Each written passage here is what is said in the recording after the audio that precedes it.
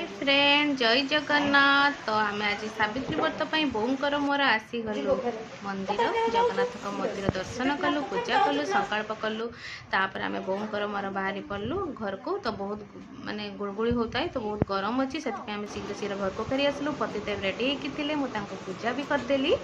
तो चंदन सिंदूर दुब बरकोली पत्र फूलर देकी पूजा भी करदेली। तापर से मत शंखा सिंदूर कतरी सब पिंधे देले मुझे टिके हेल्प करदेली शंखा कतरी पिंधेबार। तो मैंने मत से पिंधे देते मुझे हेल्प करदेली शीघ्र शीघ्र पिंधेली। तापर सिंदूर पिंधा भी सरीगला।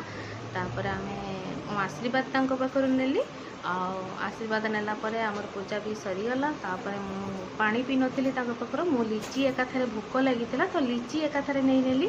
तो सी लिचीरा मुझे खुईदेली। तापर सी मत लिचीरा से लिचीरा देले तो मुझे कहली सब लिचीरा मत दे दियो पूरा मु खाईदी बहुत जोर तो भोक है बहुत गरम भी होता है ना।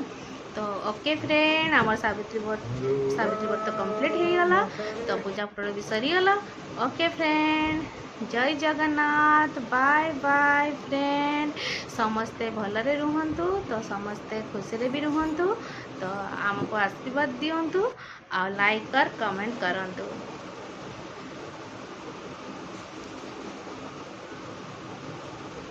तो सांग मैंने सावित्री व्रत तो मुझे एमती पाली। तो आपण मैंने केमती पाले आपण मैंने मत जनइबे।